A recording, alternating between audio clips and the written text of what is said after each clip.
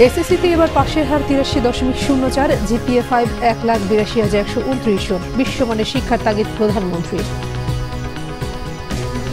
শীর্ষণীয় ভালো ফলাফল করা বিভিন্ন স্কুলে আনন্দ উচ্ছ্বাস, শিক্ষার্থীদের সাথে যোগ দিলেন শিক্ষক অভিভাবকরাও।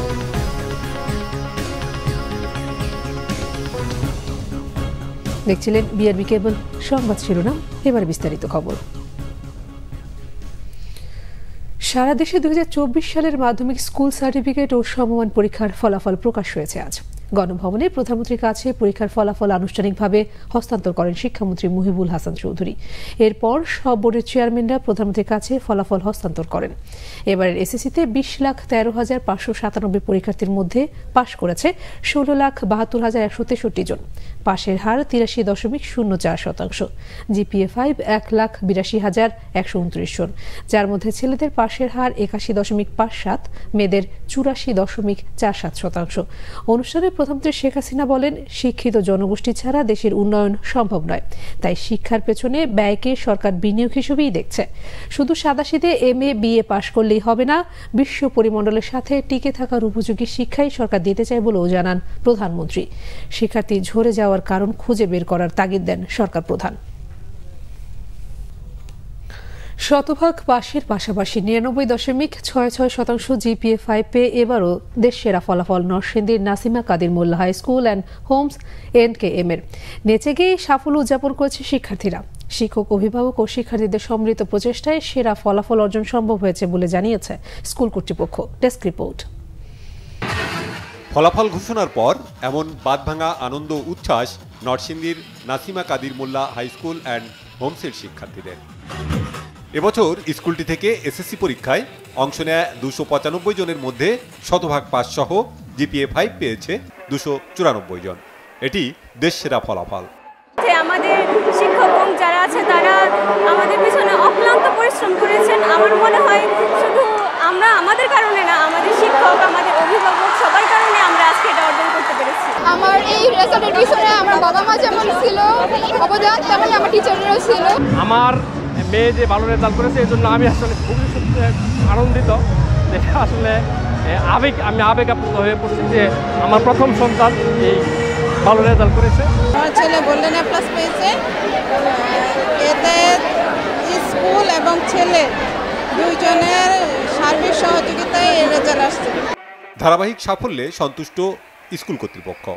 দুর্বল শিক্ষার্থীদের আলাদাভাবে বিশেষ নজরদারি সহ একদল তরুণ শিক্ষকের সার্বক্ষণিক তদারকির মাধ্যমে প্রতি বছর ভালো ফলাফল অর্জন করা সম্ভব হচ্ছে বলে জানিয়েছে স্কুল কর্তৃপক্ষ। দুর্বল বা অবহেলিত পিছিয়ে পড়া শিক্ষার্থী ট্রেস করি, ওদের চিহ্নিত করে ক্লাসের বাইরে সকাল এবং বিকেলে আলাদা রিকভারি ক্লাসের ব্যবস্থা রয়েছে। এছাড়াও রয়েছে হোম ভিজিট করা। পাশাপাশি যে সকল শিক্ষার্থীর যে বিষয়ে সমস্যা সেগুলো মার্কিং করে আলাদাভাবে ইন্ডিভিজুয়ালি সমাধান করা হয় এবং প্রতি 15 জন শিক্ষার্থীর জন্য আমাদের একজন করে নিবেদিত প্রাণ গাইড টিচার রয়েছে, যে গাইড টিচার সার্বক্ষণিক তাদেরকে মনিটরিং করেন। এই বিজয় আমার একা বিজয় নয়, এই বিজয় শুধু স্কুলের বিজয় নয়, এই বিজয় আজকে সমস্ত অভিভাবকদের বিজয়, সমস্ত শিক্ষার্থীদের এই বিজয়, আপামর নরসিংদীবাসীর এই বিজয়, আশেপাশের জেলাবাসীর এই বিজয়, সমগ্র বাংলাদেশবাসীর। আমি এটাকে নরসিংদীবাসীকে উৎসর্গ করছি। 2008 সালে প্রতিষ্ঠার পর থেকেই ধারাবাহিকভাবে ভালো ফলাফল করছে প্রতিষ্ঠানটি। গত বছর শতভাগ পাশের পাশাপাশি 97.12% জিপিএ 5 পেয়েছিল প্রতিষ্ঠানটি থেকে। Bangla Vision news desk. পাশের হারে দেশ সেরা হওয়ায় আনন্দে ভাসছে যশোর শিক্ষা বোর্ডের শিক্ষার্থীরা। চট্টগ্রামে পাশের হার বাড়লেও কমেছে জিপিএ 5 এর সংখ্যা। কুমিল্লা শিক্ষা বোর্ডের সব সূচকেই এগিয়ে আছে মেয়েরা। প্রতিনিধিদের পাঠানো তথ্য ছবিতে ডেস্ক রিপোর্ট। শিক্ষার্থীদের বাঁধভাঙা এ উচ্ছ্বাস এসএসসিতে ভালো ফলাফলের। 92.33 পাশের হার ও 20,761 জন জিপিএ 5 পাওয়া শিক্ষার্থী নিয়ে এবার প্রথম অবস্থান যশোর বোর্ডের। এবছর বোর্ডে এগিয়ে সাতক্ষীরা, পাশের হার 96.12। এরপরে রয়েছে খুলনা, পাশের হার 94.60। আমার নিজের খুব চেষ্টা ছিল, আব্বুর খুব আশা ছিল। আব্বু তো সারাক্ষণ আমার এইভাবে খেয়াল রাখছে যে না, পড়াশোনা করতে হবে। এরপরও আরেকটা অবদান, স্কুল শিক্ষা প্রতিষ্ঠানে তো ভালো হওয়া উচিত। সারাদিন সারা রাত পড়া, এমন পড়া আমরা কখনোই পড়িনি, আমি পড়িনি। জাস্ট যতটুকু দরকার আমি ততটুকুই পড়ছি। প্রতিনিয়ত শিক্ষার্থী, শিক্ষক, অভিভাবকদের মধ্যে অভিভাবক সমাবেশ এবং সর্বোপরি 100% মূল্যায়ন গাইড করার ফলে এই রেজাল্ট হয়েছে বলে আমি মনে করি। চট্টগ্রাম শিক্ষা বোর্ডে এবারে এসএসসি পরীক্ষায় পাশের হার 82.80, জিপিএ 5 পেয়েছে 10,823 জন। গত বছরের তুলনায় পাশের হার বাড়লেও কমেছে জিপিএ 5 প্রাপ্তির সংখ্যা। কুমিল্লা শিক্ষা বোর্ডে জিপিএ 5 পেয়েছে 12,100 জন।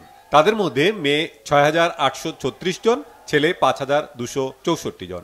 1,79,325 পরীক্ষার্থীর মধ্যে পাশ করেছে 1,42,081 জন। এবছর ফেলের সংখ্যা বেশি অঙ্কে। পাশের হার বেড়েছে দিনাজপুর শিক্ষা বোর্ডে, জিপিএ 5 পেয়েছে 18,105 জন। পাশের হার এবং জিপিএ 5 প্রাপ্তিতে ছেলেদের চেয়ে এগিয়ে মেয়েরা। এই বোর্ডের অধীনে রংপুর বিভাগের 8 জেলায় 2,703টি শিক্ষা প্রতিষ্ঠান থেকে 1,98,257 জন পরীক্ষায় অংশ নেয়। পাশ করেছে 1,55,435 জন। একজন শিক্ষার্থীও পাশ করতে পারেনি 4টি স্কুলে। এসএসসির ফলাফলে আনন্দে ভাসছে Rangpur Lions School and College ও কালেক্টরেট স্কুল অ্যান্ড কলেজের শিক্ষার্থীরা। নানা প্রতিকূলতায়ও ভালো ফলাফলে খুশি শিক্ষার্থী ও অভিভাবকরা।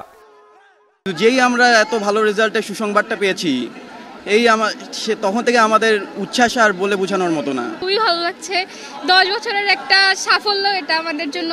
পড়াশোনা তো করতে কারোই ভালো লাগে না, আম্মু আব্বুরা জোর করে প্রেশার দিয়ে বসাইছে, তো আম্মু আব্বুরই অবদান বেশি। টিচাররা পড়াশোনা করার জন্য আজকে আমরা সফলতা অর্জন করতে পারছি।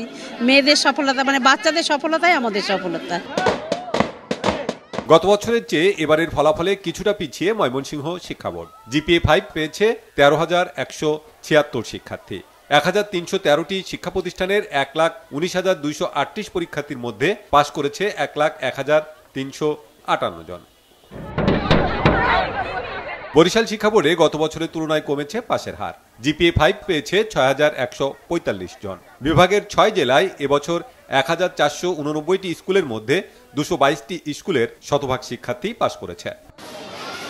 রাজশাহী শিক্ষা বোর্ডে পরীক্ষায় অংশ নেয় 2,853 শিক্ষার্থী। এদের মধ্যে পাশ করেছে 1,77,558 জন। বেড়েছে পাশের হার ও জিপিএ 5 প্রাপ্ত শিক্ষার্থীর সংখ্যা। বোর্ডে 2টি স্কুলের কোনো শিক্ষার্থী পাশ করেনি। এবার সবচেয়ে খারাপ ফলাফল করেছে সিলেট শিক্ষা বোর্ড। জিপিএ 5 পেয়েছে 7,920 জন। 1,09,073 শিক্ষার্থীর মধ্যে পাশ করেছে 80,000। গতবারের তুলনায় পাশের হার কমেছে 5.17%। Bangla Vision news desk. Mega লুটপাট সহ দুর্নীতি অবিচারে দেশকে ব্যর্থ রাষ্ট্রে পরিণত করেছে সরকার, বলেছেন বিএনপির মহাসচিব মির্জা ফখরুল ইসলাম আলমগীর। তিনি আরো বলেন, বিগত নির্বাচনে আওয়ামী লীগ ও সরকারের সংকট যে আরো গভীর হয়েছে তা উপলব্ধি করতে না পারলে সরকারের ভবিষ্যৎ সুখকর হবে না। বিএনপির চেয়ারপারসন বেগম খালেদা জিয়ার গুলশানের কার্যালয়ের সংবাদ সম্মেলনে মির্জা ফখরুল ইসলাম আলমগীর এসব কথা বলেন। 8 মে অনুষ্ঠিত দলের স্থায়ী কমিটির বৈঠকের সিদ্ধান্ত জানাতে এই সংবাদ সম্মেলন করা হয়। সরকারের সমালোচনা করে বিএনপির মহাসচিব বলেন, মেগা লুটপাট সহ দুর্নীতি অবিচারে দেশকে ব্যর্থ রাষ্ট্রে পরিণত করেছে সরকার। তিনি বলেন, বাইরের কার উপর নির্ভর করে না বিএনপি। তিনি আরো বলেন, জনগণকে নিয়েই রাজনীতি করে বিএনপি। মির্জা ফখরুল ইসলাম অভিযোগ করেন, সরকার পরিকল্পিতভাবে দেশকে ব্যর্থ রাষ্ট্রে পরিণত করে ফেলেছে। এই রাষ্ট্রকে কিভাবে পরনির্ভরশীল করা যায় এবং নিজেদের বিশেষ গোত্রকে সুযোগ দেয়া যায় সেভাবেই কাজ করছে ক্ষমতাসীনরা। তিনি বলেন, সরকার গোটা দেশে নৈরাজ্যকর পরিস্থিতি তৈরি করেছে, পুরোপুরি ব্যর্থ রাষ্ট্রে পরিণত করেছে বাংলাদেশকে। রাজশাহী বিশ্ববিদ্যালয়ে ছাত্রলীগের দুপক্ষের সংঘর্ষ হয়েছে। এ সময় বেশ কয়েকটি ককটেলের বিস্ফোরণ হয়। শনিবার রাত 12টার পর আবাসিক হল এলাকায় এই ঘটনা ঘটে। প্রত্যক্ষদর্শীরা জানায়, সোহরাওয়ার্দী হলে রাত 11টার পর গেস্টরুমে বসা নিয়ে ছাত্রলীগের হল কমিটির সভাপতি নিয়াজ মোর্শেদের সাথে হল কমিটির সহ সভাপতি আতিকুর রহমানের কথা কাটাকাটির এক পর্যায়ে তাদের মধ্যে দেশীয় অস্ত্র নিয়ে ধাওয়া পাল্টা ধাওয়া হয়। এই সময় কয়েকটি ককটেলের বিস্ফোরণ ঘটানো হয়। এতে আহত হন বেশ কয়েকজন। পরে পুলিশ গিয়ে পরিস্থিতি নিয়ন্ত্রণে আনে। অনাকাঙ্ক্ষিত ঘটনা এড়াতে সোহরাওয়ার্দী হলে অতিরিক্ত পুলিশ মোতায়েন করা হয়। একদিকে বাঘের সংখ্যা বাড়ানোর উদ্যোগ, অন্যদিকে বাঘ নিপাতের আয়োজন। সুন্দরবনে বাঘ সংরক্ষণের প্রকল্পের কাজ চললেও সেক্ষেত্রে টাইগার জোনে ইকো ট্যুরিজম প্রকল্প বাঘের জন্য হুমকি স্বরূপ। পরিবেশবিদরা বলছেন, এই প্রকল্পের জন্য সুন্দরবনের বাঘের জীবনযাত্রা ব্যাহত হচ্ছে, নষ্ট হচ্ছে প্রজনন ক্ষেত্র। সুন্দরবন নিয়ে আতিয়ার পারভেজের 2 পর্বের রিপোর্টে আজ শেষ পর্ব। 2004 সালের বাঘ শুমারিতে সুন্দরবনে বাঘের সংখ্যা ছিল 440টি। 2018 সালের সর্বশেষ শুমারিতে বাঘের সংখ্যা কমে দাঁড়ায় 114টিতে। 2001 থেকে গত 23 বছরে সুন্দরবনে বাঘ মারা গেছে 46টি। বিশেষজ্ঞদের দাবি, বাঘের বাচ্চা প্রসবের জায়গা শেখের টেকসহ কয়েকটি পয়েন্টে ইকো ট্যুরিজম প্রকল্প ও বাঘের অন্যান্য আশ্রয় কেন্দ্রে মানুষের চূড়ান্ত বিরক্তির কারণে ভারতীয় অংশে চলে যেতে পারে বাঘ। এখন বাঘ সংরক্ষণ প্রকল্পে প্রতিটির পেছনে ব্যয় করা হচ্ছে 31 লাখ টাকা। বাঘ নিয়ে বন বিভাগের দ্বৈত নীতির কারণে ক্ষুব্ধ সুন্দরবন প্রেমীরা। বাঘ তো মারা যাওয়ার কথা নয়, ওইভাবে বাঘ হয় তাকে স্থান প্লেস করতে হচ্ছে, তা নাহলে তাকে হাইব্রিডিং করতে পারছে না, এই অন্যতম কারণ। এখন এইটাকে রক্ষা করতে হলে ইকো ট্যুরিজম দরকার আছে, কিন্তু কোথায় হবে, কিভাবে হবে, এবং যারা এটা ইমপ্লিমেন্টেশন করছেন বন কর্তৃপক্ষ সহ পরিবেশ কর্তৃপক্ষ, তাদেরকে কিন্তু এটি সঠিকভাবে ভাবতে হবে, পরিকল্পনা করতে হবে কোথায় ইকো ট্যুরিজম করবো, কিভাবে করব। ইকো ট্যুরিজম মানে কিন্তু বনকে ধ্বংস করা না। ইকো ট্যুরিজমের কারণে সেটি একদিকে যেমন মন্দিরটি সংরক্ষণের ব্যবস্থা, অন্যদিকে বাঘের প্রজননের কেন্দ্র সেটি সংরক্ষণ, দুইটি গুরুত্ব একসাথে যুক্ত হওয়ার কারণে ইকো ট্যুরিজম কতটা ফলপ্রসূ হবে এবং কতটা ক্ষতিকর হবে, আমার মনে হয় যে বন বিভাগ এবং সংশ্লিষ্ট দপ্তরগুলোর সেটি বিবেচনায় নিয়ে আসা উচিত। স্পর্শকাতর জায়গায় ইকো ট্যুরিজমের কারণে সুন্দরবনে বাঘের সংখ্যা কমছে এমন অভিযোগ মানতে রাজি নয় বন বিভাগ। আমাদের সেক্ষেত্রে যে ইকো ট্যুরিজম গড়ে তুলেছে, এখানে কিন্তু রাত্রিকালীন কারো থাকা কিংবা প্রবেশের কোনো অনুমতি প্রদান করা হয়নি। কাজে বাঘ নিঃসন্দেহে সেখানে চলাফেরা করতে পারে। হারবাড়িয়া, কটকা, কচিখালি সেই সমস্ত জায়গায় কিন্তু নিয়মিত বাঘের আনাগোনা রয়েছে, এবং ওইখানে যে পর্যটন কেন্দ্র গড়ে তুললে যে বাঘ সেখান থেকে আশ্রয়হীন হবে পড়বে কিংবা অন্য জায়গায় শিফট করবে সেই রকম না। শেখের টেকের এই ঐতিহাসিক নিদর্শন সুরক্ষার পাশাপাশি বাঘের আতুরঘর হিসেবে পরিচিত এই এলাকায় যাতে লোক সমাগম না হয় সেই দাবি করেছেন পরিবেশবাদীরা। তারা আরও প্রত্যাশা করছে এখানে যে ইকো ট্যুরিজমের নামে যে পর্যটন শিল্পের বিকাশের যে পদক্ষেপ নেওয়া হয়েছে সেটি যেন থামিয়ে দেওয়া হয়, সেই দাবি তাদের। আতিয়ার পারভেজ, বাংলা ভিশন, খুলনা। বিদ্যুৎ বিভাগের ভুতুরে বিলে বিপাকে রাঙামাটির পৌর এলাকার 1 নম্বর ওয়ার্ডের 3000 গ্রাহক। প্রতিবাদে ঝৈরাল বিদ্যুৎ অফিস ঘেরাও করে বিক্ষোভ করেছে ভুক্তভোগীরা। অতিরিক্ত বিলের বিষয়টি খতিয়ে দেখে সমাধানের আশ্বাস দিয়েছে বিদ্যুৎ বিভাগ। রাঙামাটির প্রতিনিধি নন্দন দেবনাথের তথ্য, ভিডিওতে রিপোর্ট। রাঙামাটি পৌরসভার 1 নম্বর ওয়ার্ডের ইসলামপুর, শরীয়তপুর, পুরানবসি এলাকায় 3000 গ্রাহকের ঘরে বিদ্যুতের মিটার পরিবর্তন করে বসানো হয়েছে প্রিপেইড মিটার। কিন্তু পুরানো মিটার অনুযায়ী মার্চের বিল বাবদ ভুতুরে বিল ধরিয়ে দেয়া হয়েছে গ্রাহকদের। যে বাড়িতে 500 থেকে 1000 টাকা বিল আসতো, সেখানে কাউকে 50,000, কাউকে 30,000 টাকার গায়েবী বিল দেয়া হয়েছে। তো হঠাৎ করে 1 মাসে এত টাকা কিভাবে আসে, বা এই টাকাগুলো আমরা কিভাবে দিব, এত টাকা এর সমাধানের জন্য আমরা এখানে আসি। আমাদের সমস্যা হয়েছে যে বেশি দিচ্ছে যে 41,751 টাকা। 1 মাসের বিল। অতিরিক্ত বিলের প্রতিবাদ জানিয়ে ভেদভেদিতে বিদ্যুৎ অফিস ঘেরাও করে বিক্ষোভ করেন ভুক্তভোগীরা। এমন বিল পরিশোধে অপারগতা জানান তারা। গাড়ি ভাড়া গেছে 200 টাকা, আমার বাসা থেকে এখানে সবাই আসছে, কে হাঁটি আসছে, কেউ অনেক দূর থেকে আসছে, কিভাবে দিব এত বিল? গ্রাহকরা লিখিত অভিযোগ দিলে বিল পর্যালোচনা সহ সংশোধনে সহায়তা করা হবে বলে জানিয়েছেন বিদ্যুৎ বিভাগের তত্ত্বাবধায়ক প্রকৌশলী। কিছু কিছু গ্রাহকের মিটারে জমা কিছু ইউনিট রয়ে গেছে, তো ওই জমা ইউনিটটা যখন বিল হয়ে গেছে, তো ওই বিলটা একসাথে অনেক টাকা এসে গেছে। তো এই জমা ইউনিটটা দুইটা আমাদের যারা মিটার রিডার, প্রিস্ক্রিপ্টেড মিটার রিডার হয়তো বা তাদের সঠিকভাবে মিটার রিডিং না নেওয়ার কারণে হতে পারে, অথবা বলে হতে পারে, সেই জন্য আমরা একসাথে বিলটা হয়েছে। যারা হয়েছে তারা আমাদের সাথে অ্যাপ্লিকেশনটা যোগাযোগ দিলে আমরা তাদের এটা সাথে সাথে আমরা কিস্তির সুযোগ দিচ্ছি। দ্রুত গায়েবী বিলের সমস্যা সমাধানের দাবি স্থানীয়দের। Bangla Vision news desk. দেশের বিভিন্ন জায়গায় আরো কিছু খবর নিয়ে এখন ডেস্ক রিপোর্ট।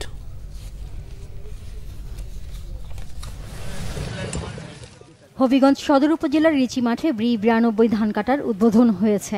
এ সময় কৃষিমন্ত্রী ডক্টর মোহাম্মদ আব্দুস শহীদ সাংবাদিকদের অর্থনীতি নিয়ে লেখাপড়ার পরামর্শ দেন। বলেন, মার্কেট ম্যানিপুলেট হলে এটাও ফরিয়া দালালের মাধ্যমে নিয়ন্ত্রণ করতে হয়। কক্সবাজারের চিফ জুডিশিয়াল কোর্ট কমপ্লেক্স বর্তমান আদালত চত্বরের পাশে নির্মাণের দাবিতে মিছিল সমাবেশ করেছেন আইনজীবীরা। জেলা আইনজীবী সমিতি ভবন চত্বরে বিক্ষোভ করেন তারা। C&F এজেন্টস অ্যাসোসিয়েশনের নামে 0 পয়েন্টে চাঁদাবাজি ও বিভিন্ন দপ্তরে হয়রানির প্রতিবাদে মানববন্ধন ও ধর্মঘটের ঘোষণা দিয়েছে সাতক্ষীরার ভোমরা স্থলবন্দরের 7টি সংগঠন। আমদানি ও রপ্তানিকারক অ্যাসোসিয়েশনের নিজস্ব কার্যালয়ে 4টি শ্রমিক সংগঠন ও 2টি ট্রান্সপোর্ট সমিতির যৌথ সভায় বক্তারা জানায়, আগামী 15 ও 16 মে এ কর্মসূচি পালন হবে। কিশোরগঞ্জে বাংলাদেশের কন্ট্রোলার অ্যান্ড অডিটর জেনারেলের কার্যালয়ের 51তম প্রতিষ্ঠা বার্ষিকী পালন হয়েছে। এ উপলক্ষে জেলা অ্যাকাউন্টস অ্যান্ড ফিন্যান্স অফিসারের কার্যালয়ে 3 দিনব্যাপী বিশেষ সেবা কার্যক্রম চালু করা হয়।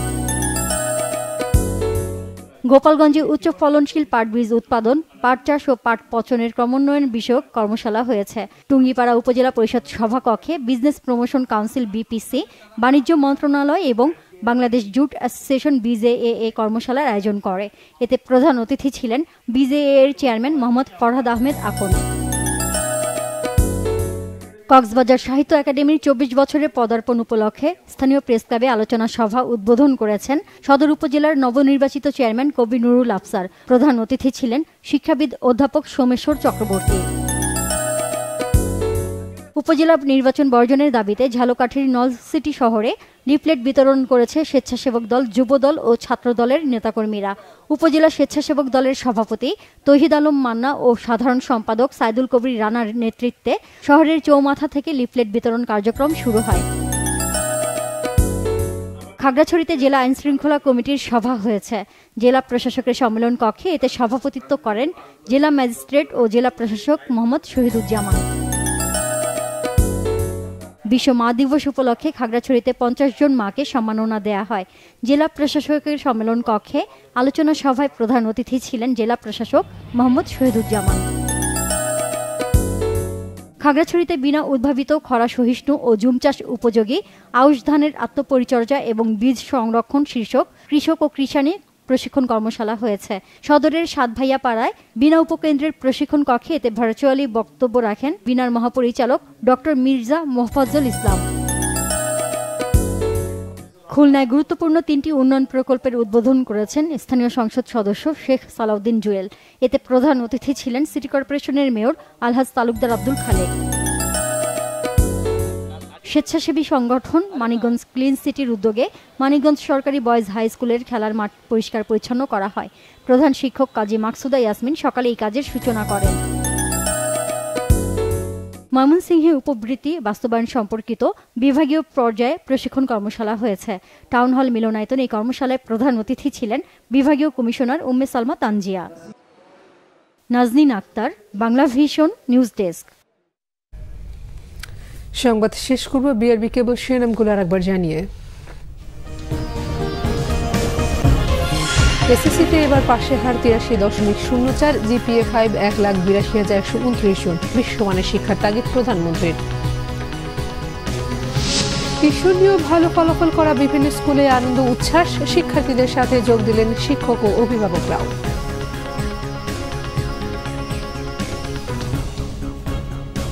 এই ছিল এখনকার মতো। পরের সংবাদ সন্ধ্যা 7:30টায় দেখার আমন্ত্রণ রইল।